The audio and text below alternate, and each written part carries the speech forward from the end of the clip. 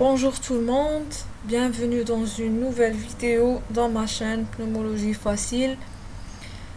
En réponse de certaines suggestions sur la chaîne et de la part de certains abonnés, j'ai décidé de faire ce syndrome qui est le syndrome pariétal pour être utile. Il va être utile pour certains externes, vu on piège les étudiants avec ce syndrome, car il y a trop de points en commun avec le syndrome pleural. Donc le pariétal et le pleural, c'est une guerre froide entre eux. On va voir les points en commun entre ces deux syndromes. Ici, dans cette plaque, on a une qui est pleurale et une qui est une radiographie pleurale et l'autre elle est pariétale. Et le but de cette vidéo va être de trancher entre les deux. On va savoir laquelle des deux elle représente le syndrome pariétal. On va voir quelle est l'imagerie la plus comment dirais-je, la plus excellente qui explore ce syndrome. Pour les externes en 4e année, je pense pas que vous allez faire ce syndrome, mais au cas où, et aussi ça va vous être utile pour faire le diagnostic différentiel avec le syndrome pleural. C'est ça le but, d'accord? Donc vous avez fait le pleural, même si vous n'allez pas faire le pariétal, mais il sert comme diagnostic différentiel pour l'internat ou pour vos examens tout simplement. Alors, on commence. C'est quoi le syndrome pariétal? Déjà, ça veut dire quoi pariétal? Pariétal, étymologiquement, ça vient du mot paroi. Donc la paroi, c'est quoi la paroi anatomiquement parlant? Donc la paroi, c'est tout ce qui est partie molle, c'est-à-dire la graisse et les muscles, etc. Et les structures osseuses, c'est-à-dire les os, c'est-à-dire les côtes, la cage costale, hein, parce que le rachis, il est exclu de la paroi ou bien de ce syndrome, d'accord? Tout ce qui touche le rachis, on s'en fiche pas mal de lui parce que voilà. On va s'intéresser aux structures osseuses au niveau de la cage thoracique surtout. Donc, les lésions de ces deux parties, ils vont faire le grand syndrome pariétal, d'accord? Donc, on commence par les lésions des parties molles.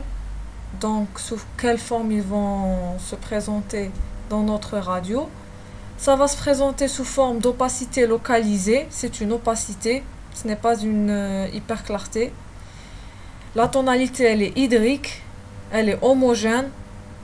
Il n'y a pas d'hyperclarté à l'intérieur de cette opacité. Et les limites, ils sont variables, d'accord, en fonction de la position, bien sûr. Alors, les bords nets, les bords flous, d'accord, on va trancher sur ça. La vue la plus exploratrice de ces lésions, c'est la vue en tangentielle. Donc c'est pour ça qu'on ne demande pas les 4e années, les externes en général, de faire ce syndrome, parce qu'on leur donne que les clichés de face. L'incidence tangentielle, elle est rare, et c'est comme dans la traumato. Quand on est en traumatologie, on vous précise l'incidence, d'accord? Donc, si on vous donne un cliché sans préciser, c'est qu'il est de face ou de profil. Mais l'incidence tangentielle, non, on ne donne pas ça aux étudiants. Mais c'est pas grave, hein. Moi je précise ça, mais c'est pas grave. Même si vous la considérez comme face, cette vidéo va vous servir à interpréter toutes les radios, d'accord? Donc, que ce soit vue tangentielle ou de face, c'est pas notre problème. Notre problème, c'est que on ne veut pas confondre entre le pariétal et le pleural. C'est ça qui est important. Alors, la tangentielle, elle explore mieux. Pourquoi? Parce qu'elle va nous donner une vue plus nette. Elle va être une opacité périphérique. On va la voir en périphérie, à contour net, et elle se projette à l'extérieur du thorax ou bien à l'intérieur. Ça dépend de la localisation. Et surtout, elle refoule le poumon. On va parler d'angle de raccordement et de certains points. D'accord, ici je ne m'étale pas. C'est pas de notre rôle de préciser est-ce que c'est une lésion osseuse ou pas. Je vais vous montrer les clichés et on va parler là-dessus. Alors, la sémiologie sur l'incidence tangentielle. Alors, ici, d'accord, je vais vous montrer. Donc, ce cliché, il représente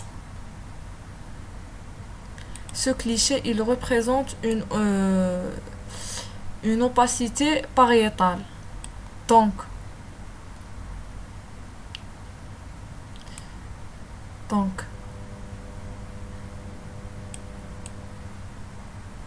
comme ça. Donc, elle est périphérique. D'accord. C'est une opacité de tonalité hydrique. C'est vrai, elle est hydrique. Donc, elle est de siège, d'accord, axillaire droit ou gauche, c'est-à-dire elle est toujours vers la périphérie. On va voir pourquoi elle doit être en périphérie et non pas ici en médial ou je sais pas.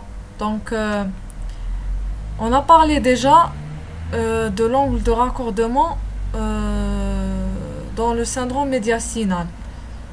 On a dit que vu que l'angle il s'ouvre sur le médiastin, l'angle il s'ouvre ici et ici. Donc on dit que l'opacité elle est médiastinale. Ici c'est la même chose. On va faire le parallélisme ou bien l'extrapolation de cette idée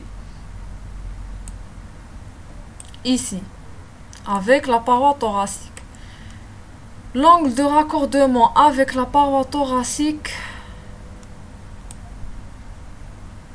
il est ouvert. Ici la paroi elle est un peu courbée. Je vais effacer tout ça et je recommence. Alors, pour être plus précise, on a ici la paroi thoracique. Si on remarque bien, qu'est-ce qui se passe?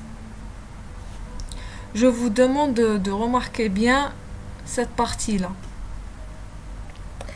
Ici, il y a une certaine hyperclarté qui est normalement absente. On voit comme une lise osseuse, ou bien, à vrai dire, ou bien le mot qui doit être choisi, c'est la discontinuité osseuse. Il y a une certaine discontinuité qui est très très importante dans ce syndrome. Quand on a une discontinuité osseuse, on dit directement qu'il est ou bien qu'il s'agit d'un syndrome pariétal. Hein? On ne tarde pas. C'est un signe qui est très important. Directement, on n'a pas besoin d'autres signes. Quand on n'a pas ce signe-là, on va rechercher un autre signe qui s'appelle le signe de la liseré pleurale. À vrai dire, ce signe, il n'est pas beaucoup clair sur une radiographie standard. On le trouve sur une TDM, mais on le cherche malgré ça, parce que la présence de ce signe aussi, elle va nous servir à trancher. Donc ici, le problème de notre opacité, c'est qu'on ne sait pas est-ce qu'elle est parenchymateuse ou bien je vais réeffacer. Je vous ai mis ça pour vous expliquer sur la lise. Alors ici, devant une opacité pareille, notre problème c'est que on ne sait pas est-ce qu'elle fait partie de la première vue. Il faut chercher ou bien il faut confirmer son appartenance. On a trois possibilités. Est-ce qu'elle est parenchymateuse, c'est-à-dire dans le poumon? On ne parle plus du médiastin, hein. J'ai pas mis ça parmi les prépositions parce que tout simplement ici on voit bien que l'opacité elle ne se colle pas au médiastin, d'accord? Donc voilà. Donc les trois prépositions, ça sera soit parenchymateuse, le poumon, dans le tissu pulmonaire, soit pleurale, vu que la plèvre, c'est le siège de la plèvre ici. Quand on parle du pleural, c'est collé avec la paroi, ou bien c'est la paroi, c'est pariétal. Alors, qu'est-ce qu'on va faire? On va dessiner l'angle. D'accord? On dessine l'angle, on trouve qu'il est ouvert. Ouvert vers quoi? Ouvert vers l'extérieur du parenchyme, c'est-à-dire elle est ouverte, cette opacité elle est ouverte vers la plèvre ou bien ouverte sur la plèvre et ouverte aussi sur la paroi parce que c'est le même siège, que ce soit la plèvre ou la paroi.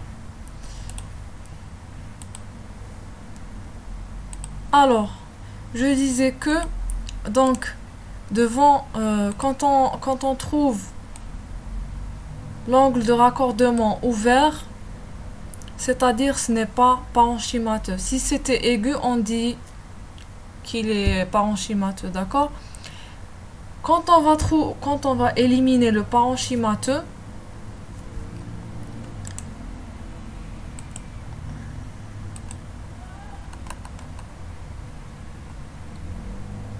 comme ici, donc on a éliminé l'intraparenchymateux. Ici l'angle il est ouvert, donc c'est soit pleural soit pariétal. Et en plus de ça, en plus de l'angle, les limites elles sont les limites internes, elles sont bien limitées et le contour est régulier. Donc ici moi je vous demande juste de chercher l'angle de raccordement parce que le deuxième détail il n'est pas, vu qu'on n'a pas le temps et on est pressé à trouver, à répondre, ce point il est suffisant, d'accord, sans dire que les limites internes ils sont bien limitées, contour régulier, d'accord. Donc ici quand on a trouvé que l'angle de raccordement il est ouvert, le parenchymateux il est éliminé, mais le pleural et le pariétal ils sont tous les deux ensemble suggérés. Donc ici on doute, ou bien on est devant le pleural ou bien on est devant le pariétal. Qu'est-ce qu'on va faire? On va éliminer l'un des deux. Donc ou bien le pleural il va être éliminé ou bien le pariétal. Comment on va trancher? On va chercher donc deux points. On va voir l'axe vertical par rapport à l'axe horizontal, comment il est. Si on trouve que l'axe vertical, il est égal à l'axe horizontal, ou bien inférieur, égal ou inférieur, hein. Donc on élimine le pleural. Je vous explique. On revient à notre opacité.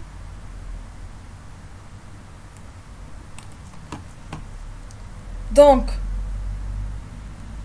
on a l'axe longitudinal et l'axe horizontal. L'opacité, elle est juste vers ici, hein. Moi, juste ce pointeur, j'ai pas un pointeur très fidèle. Je vais redessiner tout ça. Donc, elle est plutôt ronde que longue. C'est évident, d'accord? Donc, ici, l'axe horizontal, il est ou bien égal. Ici, il est, on peut dire, légèrement supérieur que l'axe longitudinal. Donc, quand c'est l'opacité, elle est ou bien très ronde accolée à la paroi, ou bien large.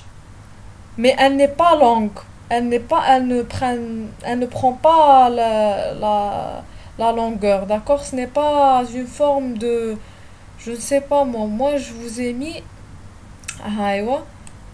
comme ça. Donc ici, c'est très long. C'est en goutte. D'accord? C'est en goutte. Ici, c'est pleural. C'est bon?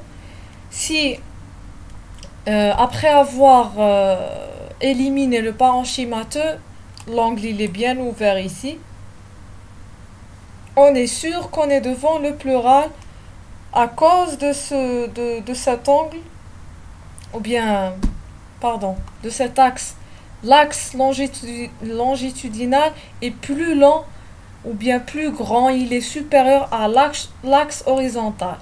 Ici, elle est longue, l'opacité elle est longue. Ici, elle est large.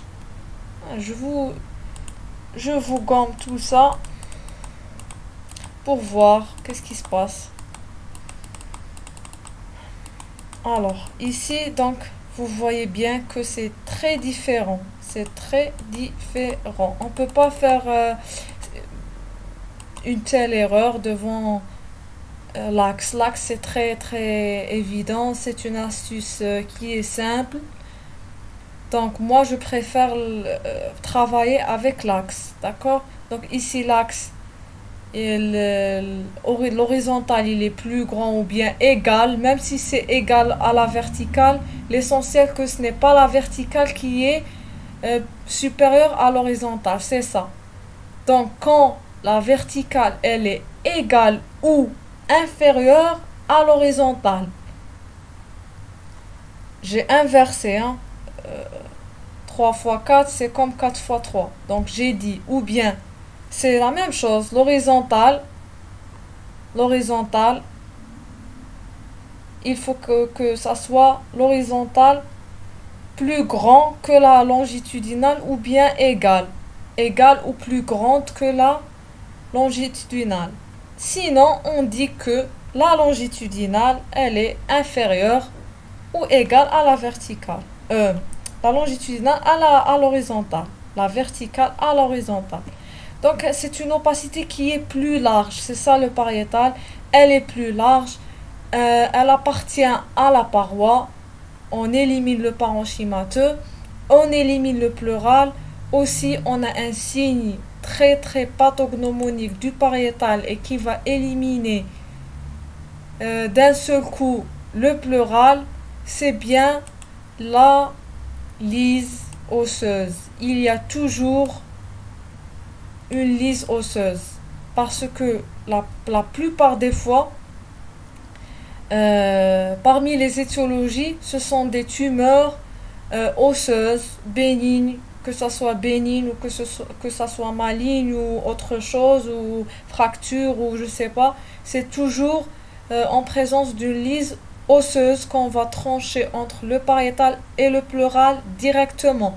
Donc, c'est une opacité qui est en regard, elle est en regard d'une lise osseuse, d'accord? D'une discontinuité osseuse. C'est un signe pathognomonique.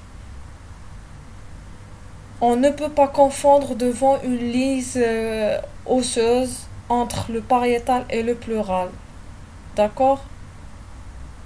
Donc, aussi, un autre truc, c'est que ici, on voit bien que le cul-de-sac costodiaphragmatique, il est comblé. Ici, il est libre. D'accord? Ça, c'est très très important pour trancher aussi. Ici, on ne peut pas dire que c'est pariétal.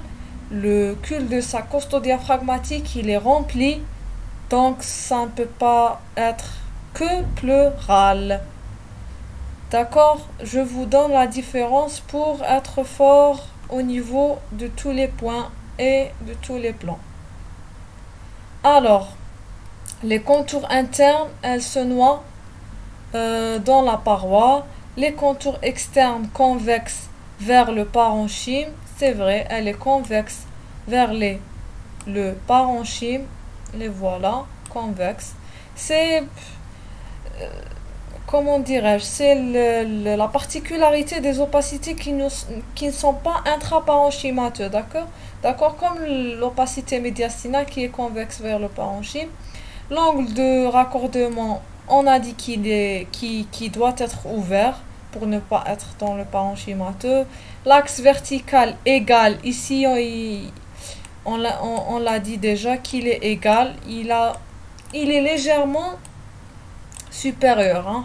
L'horizontal, il est légèrement supérieur à la verticale, mais quand même, on a deux cas, ou bien égal, ou bien l'axe vertical, il est inférieur que l'horizontal.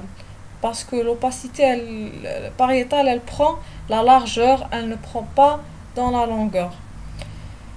Les côtes en regard, ici ils ont dit il peut être sans lésion évidente. Ici on a une lésion et on peut la prendre comme signe pathognomonique. Présence d'une image ostéolytique sur tel arc de telle côte soufflant l'os. Oui. Donc ici,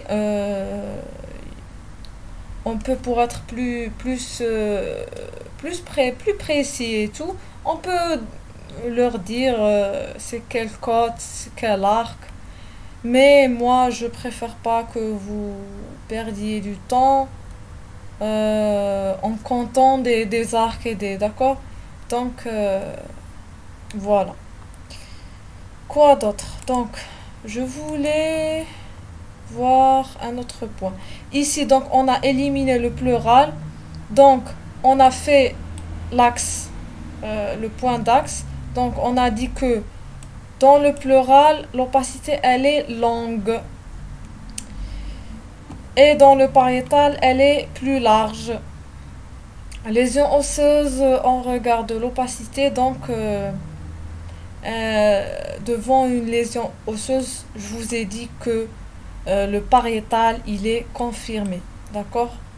L'intraparenchymateux, c'est pas un problème. Alors, ici, c'est un récapitulatif sur ce qu'on a dit, donc les signes à rechercher systématiquement, à mettre dans deux catégories, donc on a deux signes qui éliminent l'origine intraparenchymateux, posant le diagnostic différentiel entre pleural et pariétal, et on a deux signes éliminant l'origine pleurale, confirmant le syndrome pariétal. Donc on a deux étapes comme on a fait au début. Donc devant un cliché qui a ce type d'opacité qui sont à la périphérie, accolés à la paroi, ou bien à la plèvre. La plèvre, elle est aussi avec la paroi, c'est le même endroit. Qu'est-ce qu'on va faire? On va éliminer l'origine intraparenchymateux. Pourquoi? Pour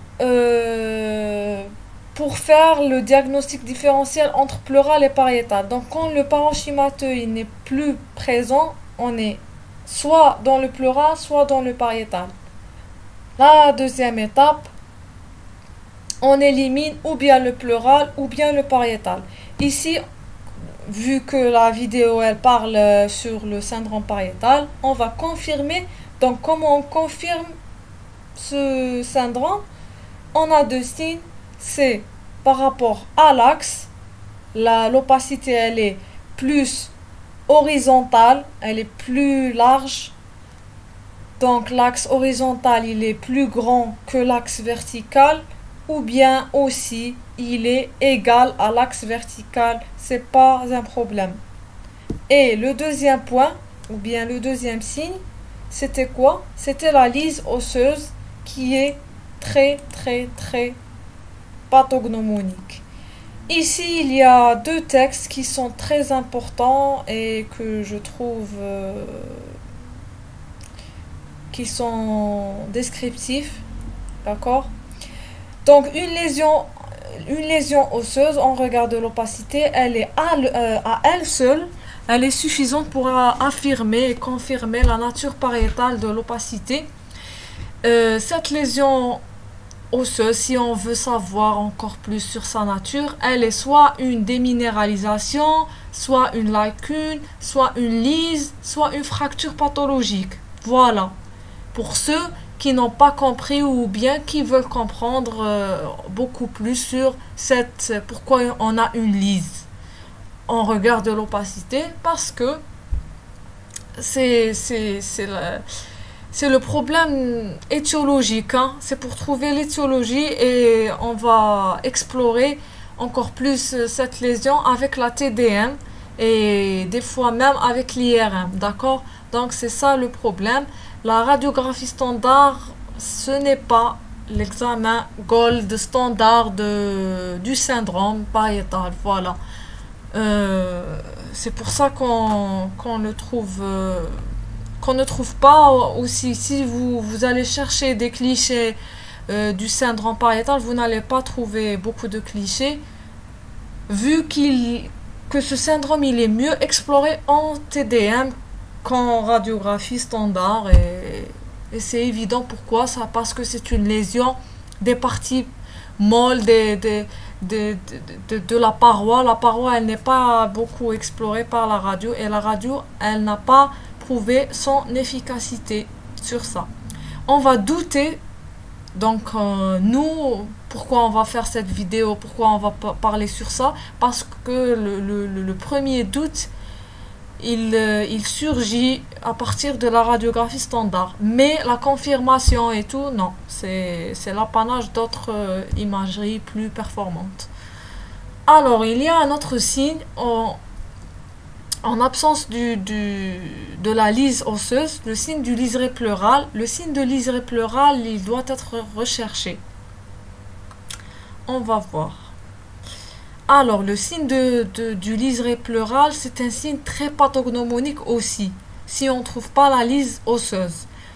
Il est rarement affirmé en radiologie standard. J'ai dit ça et je le redis. Donc, en radiologie, on ne trouve pas ce liseré. Il est rarement affirmé, on ne le trouve pas. Même si on doute qu'il y a le liseré pleural, on doit le confirmer par un autre examen d'imagerie. Alors, il apparaît sous forme d'un liseré opaque. Donc, c'est opaque. Il sépare, ou bien séparé de la masse par un halo plus clair. Donc, on va voir l'image. Ici, c'est une image qui schématise le liseré. Le halo, cet halo qui est séparé ou bien qui borde le liseré, il correspond à la graisse extra-pleurale et ligne opaque aux deux feuillets de la plèvre. D'accord, c'est trop de blabla, on va voir le schéma. Le signe du liseré pleural est le seul élément pathognomonique. L'opacité pariétale est bordée, donc l'opacité pariétale, la voilà, elle est bordée par un liseré pleural qui est celui-là, ici. Donc ici, le liseré pleural qu'on parle depuis longtemps. dont elle est séparée par un halo graisseux. Donc, l'opacité pariétale, elle est séparée du liseré pleural par de la graisse. Et c'est normal. D'accord? C'est la graisse sous-pleurale. Donc, voilà, cette graisse, il y a comme s'il y a un vide noir, puis le liseré. C'est pour ça on l'appelle un liseré, parce qu'il n'y a pas, s'il n'y a pas de l'hyperclarté ici, de halo ici, donc on peut pas dire que, on peut pas, même pas distinguer qu'il y a un liseré pleural. Mais ce liseré, heureusement, je sais pas si heureusement ou malheureusement, il n'est pas vu en radio, d'accord, pour les externes en quatrième année qui auront leur TD. Donc, vous devez rechercher la lisse plutôt que le liseré. Ici, on dit que c'est un signe pathognomonique, oui, mais on le trouve pas. D'accord? Donc, on préfère toujours la lésion osseuse. Ici, c'est une image très très belle. L'opacité qu'on parle. Ici, elle est en gris, mais c'est pas grave. On l'a dessinée, c'est tout. L'opacité, elle est périphérique. La voilà. La voilà ici. Et toujours en regard de cette discontinuité osseuse. Voilà. En TDM, c'est très très beau, c'est très très clair. Voilà. Donc, pour les lésions osseuses, leur présence, elle affirme la localisation pariétale du processus pathologique et on a 4 plus. C'est une simple déminéralisation, ou bien c'est une lacune bien limitée, ou bien c'est une lise étendue en rapport avec une fracture pathologique osseuse. Donc là voilà, 1 c'est l'opacité en regard d'une ostéolyse costale.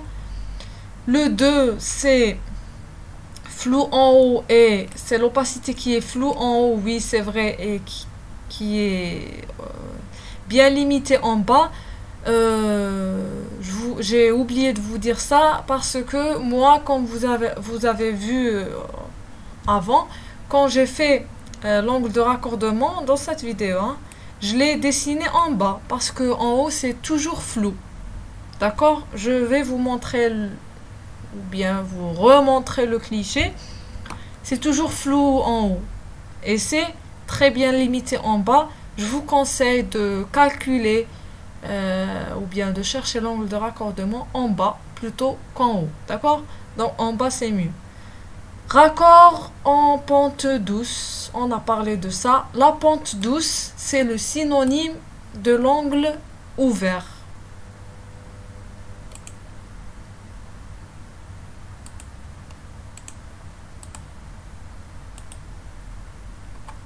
On revient ici. Voilà. Donc ici elle est floue, mais ici elle est limitée. On voit qu'elle prend fin ici, mais ici on peut pas savoir. On voit deux trucs qui sont superposés, mais ici c'est une seule limite. Alors je ne sais pas si je dois ajouter quelque chose. Voilà, donc c'est pas trop difficile. C'est une opacité périphérique, tonalité hydrique, densité homogène, il n'y a pas de bronchogramme aérique. Bien sûr. La limite interne, elle est convexe vers le poumon. La limite externe, elle se confond avec la paroi thoracique. Je voulais vous dire quelque chose. Donc, ici, la limite interne, il parle par rapport à l'axe du corps, d'accord? Parce qu'on peut avoir ici des confusions, surtout sur certains livres. Donc, pour trancher, la limite interne, elle est toujours en regard de l'axe du corps. Ici, elle est convexe. La limite externe, on parle aussi en dehors de l'axe du corps, c'est-à-dire, donc on prend cette plaque comme référence, d'accord? L'angle de raccordement avec la paroi, il est ouvert, est égal, pente douce, opacité extra-parenchymateuse. Donc cette planche, vous pouvez la capturer Vous pouvez faire pause, capturer là, imprimer là. L'interprétation la plus juste, la plus complète au monde. D'accord? Elle est très bien écrite, c'est très bien clair. Ouvert est égal, pente douce, le synonyme. Il y a tout est exprimé ici, clairement. Le diamètre horizontal voisin du diamètre vertical, c'est-à-dire voisin ou bien égal. Ici, elle est égale et c'est le même cliché qu'on a fait au début. La lise osseuse est égale preuve du syndrome pariétal. C'est une preuve qui est facile et qui est surtout trouvée dans la radiographie standard. D'accord? Pourquoi on souligne sur ça? Parce qu'on parle de la radiographie standard. Hein. Je ne me suis pas étalée sur le signe du liseré pleural parce qu'il est rarement affirmé, comme vous avez vu et vous avez lu avec moi. Il est rarement affirmé sur l'imagerie radiographie standard. Donc on n'a pas besoin du signe du liseré pleural. Quand on a l'axe et on a l'angle ouvert, c'est bon, on cherche la lise osseuse. Si on n'a pas trouvé ou on doute, on peut ajouter une TD1 pour le patient. Mais on ne tranche jamais sur une radiographie standard pour un syndrome pariétal. Le syndrome pariétal, il témoigne qu'il y a un problème qui n'est pas aussi simple que ça. D'accord? Donc, comment dirais-je? On doit l'explorer dans tous les cas. On revient sur ça. Donc, où est le pleural et où est le pariétal? Ici, le pleural et ici, le pariétal. Pourquoi? Ici, c'est pleural parce que l'axe longitudinal est plus long. L'axe longitudinal, il est supérieur à l'axe. Déjà non, on commence pas par on commence pas par l'axe. Juste, on commence par l'angle. Donc l'angle ici, il est ouvert en pente douce. Donc ce qui va éliminer l'appartenance ou bien l'origine parenchymateuse. Donc ici, c'est pas parenchymateux, d'accord? Deuxièmement, on voit que les cul-de-sac sont remplis, ou bien le cul-de-sac costodiaphragmatique, il est rempli, et l'axe longitudinal ou bien l'axe vertical, il est plus long que l'horizontal. Donc ici, c'est pleural par excellence. Tandis qu'ici, là voilà l'opacité. Alors, elle est en pente douce, l'angle il est ouvert, il n'est pas aigu. On est soit devant un pleural, soit pariétal. Deuxièmement, l'axe horizontal, il est égal à l'axe vertical. Elle est ronde, c'est pas comme celle-là. Celle-là, elle est en goutte, elle est évidente. Celle-là, non. Et puis, le cul-de-sac, il est vide. Il est libre, plutôt. Donc, on est loin du syndrome pleural. Et, surtout, on a une lise ici. Je vais changer de couleur juste pour vous montrer la lise. Ici, il y a une lacune. Ici, il y a une lacune. Ici, on n'a pas de lacune. C'est continu, c'est continu, c'est continu, c'est continu et c'est continu. Donc, vous m'avez compris. Donc, voilà pour le syndrome pleural et le syndrome pariétal. J'espère que vous m'avez bien comprise.